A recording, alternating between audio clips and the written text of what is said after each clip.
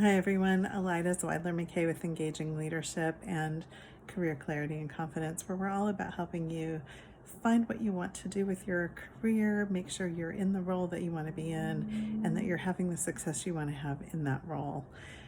So kind of a maudlin topic today, but I'm thinking about obituaries and eulogies. So you may know from following me that my dad passed away at the end of the year. And we just had a memorial for him a couple of weeks ago, and I gave the eulogy for that. I wrote the obituary for him, and I just finished reading just now the obituary for a friend's mom who sounded like just an incredible human being. And it's got me thinking about the arc of our lives and the different chapters and different parts of our lives and how those all fit together into a story. And also the control that we have over the flavor of that story. And one of the things that was amazing about writing the obituary for my dad and then reflecting on his life and on our relationship was really thinking about the different phases that he went through in his life. And you've heard me maybe talk about this before, but when I was young, he was in a phase in his life where he was not a very happy man. He was working in careers in jobs that weren't a good fit for him, with managers that weren't a good fit for him, and he was actually pretty unhappy with his life. And then when I was about 12, he got a job for a manager who really knew how to bring out the best in him and really knew how to support him. And Dad himself, took some steps to really step into his career and to be happy with his job and his life. And it made a huge difference in our relationship, not only then, but for years and years and years to come. I was thinking about this as I delivered the eulogy, how different a message it would have been had we not had that turnaround, and how different a message it would have been had we not had the last couple of years of his life where we were able to reconnect again.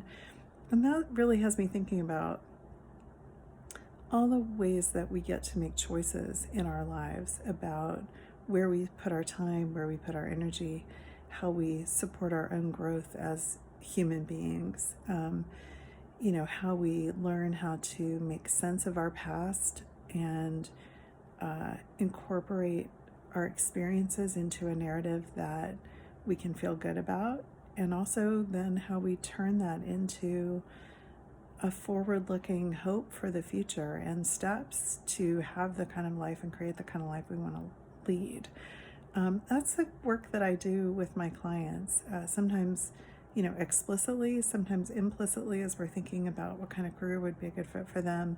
What's always in my mind as we're doing that work is, how is this helping you develop as a whole person, not just in your work life, but how is this really creating that narrative for you, and how is this giving you opportunities to shine and to feel great about your life and to foster the connections with your family members and your friends that you would want to foster.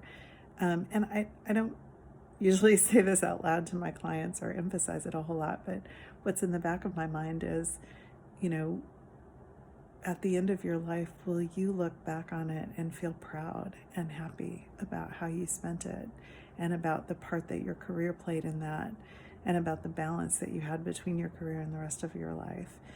And will the people who are writing your eulogy, writing your obituary, notice and be able to say those things about you, because that's what they experienced of you, that you were someone who loved your life, who was fulfilled, who was doing what you wanted to do, who was making the difference you wanted to make.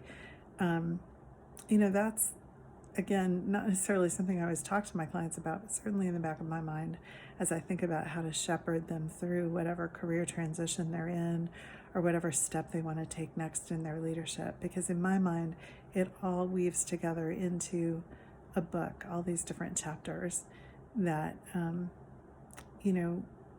I want everyone to have a life that they can look back on and feel proud of. And the way to make that happen is to make each chapter, each step, each phase one that matters and one that you can make sense of and one that you can be proud of.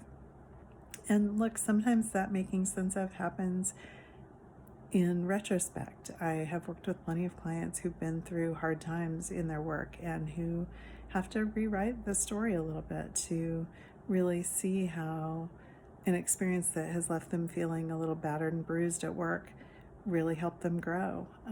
That's a piece of what we do together, is to find the meaning in that and find the strength that they built from those difficulties. I think when you can do that, when you can really look back over a challenge and claim it, that's what sets you up to then take the next challenge and address it in a new way with new energy, and find the work that's going to light you up. So deep thoughts for today. I hope that this speaks to you in some way. If I can support you in your journey, or you're curious about what that would look like, I'm happy to get on the phone with you and we can talk about that.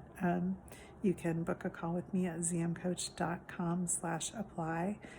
We'll talk about where you are in your career. We'll talk about where you want to go, to the extent that you're clear about that.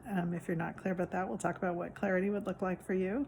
And if I can help you get from here to there, we'll also talk about what that would look like. And if not, if I can point you to other resources, I will, because as I said, my goal is really for everybody to have the opportunity to look back on their careers and on their lives with a sense of pride, a sense of fulfillment, a sense that they accomplished what they wanted to accomplish. So if I can help you get there, I'd be delighted to at least have that conversation. All right, take care.